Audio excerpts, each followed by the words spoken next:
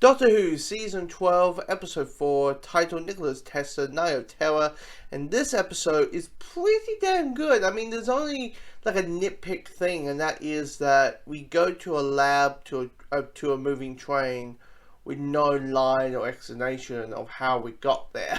That's only the nitpicky thing I have, because the rest of it, I was like, this is really good. This is really solid. Because, it's pretty much what you want from a history episode. You want the Doctor freaking out that she's meeting a historical figure.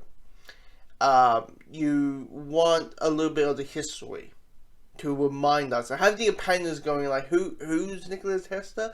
And give you a bit of the history with the sci-fi twist. And the sci-fi twist of things is really well handled. Because at the beginning you're like, okay, how are we going to go? It's just a bowl, it's a floating bowl, and there's a guy hunting them down. Okay, let's see how this goes. And then, but the execution really is really solid. I mean, the execution is this. This is what the execution is. The execution is...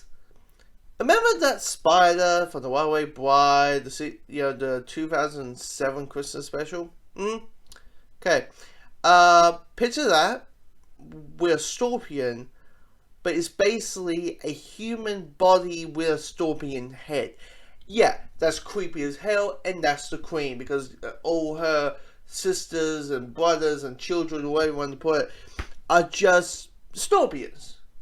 And it's that whole thing when you go and say, like every time the Queen shows up, I had goosebumps. So, the threat, the emotional threat, the physical threat, the creepiness of your villain works in this.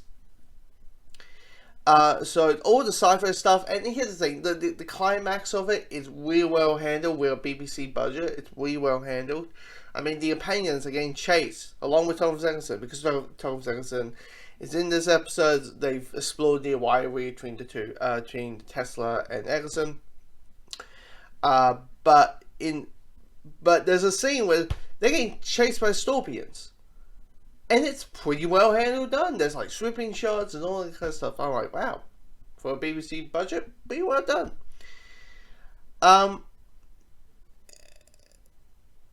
But yeah, I mean, this episode is handled really, really well. And it is an episode where there's nothing much to complain about, but just praise it. It's just a pretty solid, good episode, really.